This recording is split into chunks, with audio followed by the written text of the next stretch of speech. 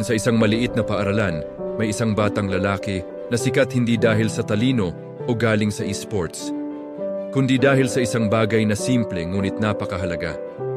Ang pangalan niya ay si Lito, at ang kwento niya ay tungkol sa kapangyarihan ng paggalang. Araw-araw, pagpasok ni Lito sa paaralan, ang una niyang ginagawa ay hanapin ang kanyang guro. "Magandang umaga po, Teacher Ramos." Sasabihin niya ng may malaking ngiti, sabay abot ng kamay para magmano. Hindi lang ito basta-bastang bati. Ito ay isang kilos na puno ng respeto at pagpapahalaga. Si Teacher Ramos, sa tuwing makikita si Lito, ay napapangiti rin. Ang simpleng pagbating iyon ay nagbibigay ng magandang simula sa kanyang araw at nagpapaalala sa kanya kung bakit niya mahal ang pagtuturo. Pero hindi lang sa guro nagtatapos ang pagiging magalang ni Lito.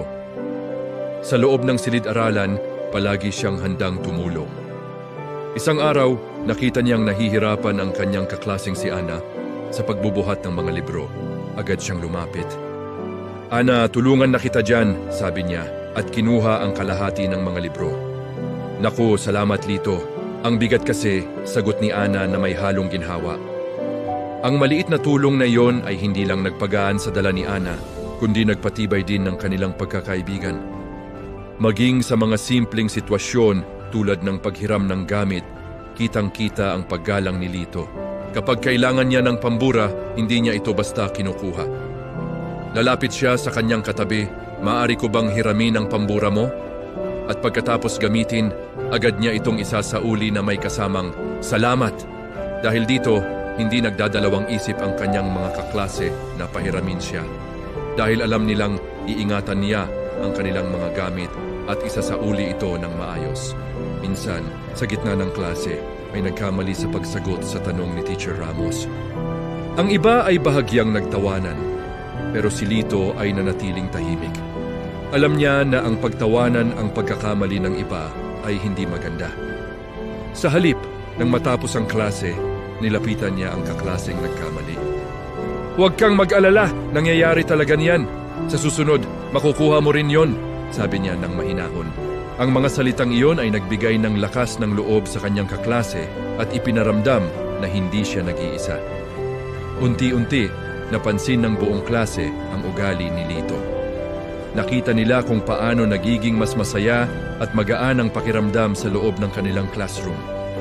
Ang pagbati niya sa umaga ay naging inspirasyon sa iba.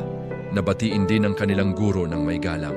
Ang pagtulong niya sa pagbubuhat ng gamit ay ginaya ng iba at naging mas matulungin sila sa isa't isa. Ang simpleng salamat at pakiusap ay naging mas madalas marinig sa kanilang silid. Isang hapon, habang naglilinis sila ng classroom, sinabi ni Teacher Ramos, "Class, napansin niyo ba kung gaano kasaya at kaayos ang ating klase ngayon? Iyon ay dahil natututo tayong rumispeto sa isa't isa, tulad ng ipinapakita sa atin ni Lito araw-araw." Lahat sila ay napatingin kay Lito na ngumiti lang ng mahiyain. Ang kwento ni Lito ay nagpapakita na ang paggalang ay parang isang maliit na binhi. Kapag itinanim mo ito sa pamamagitan ng mabubuting salita at gawa, ito ay tutubo at mamumunga. Hindi ito nangangailangan ng malaking kayamanan o pambihirang talento. Ang kailangan lang ay isang pusong handang magbigay halaga sa kapwa. Ang simpleng pagmano, pagtulong at pagsasabi ng salamat ay may malaking epekto, hindi lang sa taong pinapakitaan mo nito, kundi pati na rin sa buong komunidad.